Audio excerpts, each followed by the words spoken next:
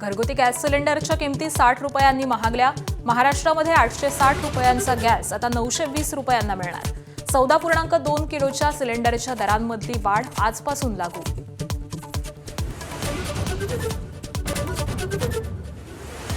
आखातातल्या युद्धाला आठवडा, आजही इस्रायल आणि इराणचे हल्ले सुरूच। अमेरिकेकडून आतापर्यंत 3000 ठिकाणांवरती हल्ले आणि इराणच्या 32 युद्धनौका बुडाल्या।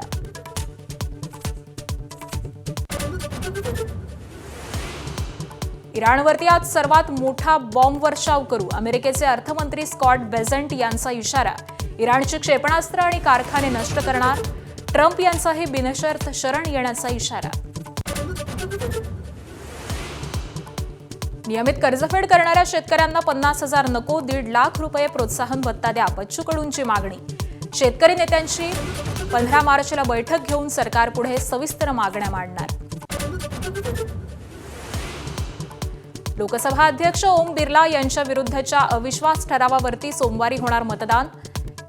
एनडीएकडे 293चं संख्याबळ असल्यानं ठराव नामंजूर होणार हे निश्चित। विरोधकांमधली बेकी समोर येणार। विधानसभा निवडणुकांच्या घोषणेपूर्वी राहुल गांधी आज केरळच्या दौऱ्यावर। तिरुवनंतपुरममध्ये यूडीएफच्या जाहीर सभेत देऊ शकतात 3 ते 4 मोठी आश्वासनं। अमिताभ बच्चन यांनी अयोध्येमध्ये तिसऱ्यांदा खरेदी केली 35 कोटी रुपयांची जमीन। अभिनंदन लोढांच्या कंपनीकडून खरेदी केली 3 एकर जमीन।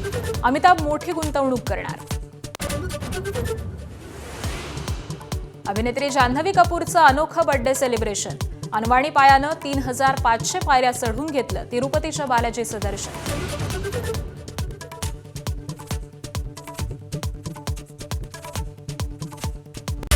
Headlines brought to you by Chitale Bandhu. ABP माझा, उघडा डोळे बघा नीट।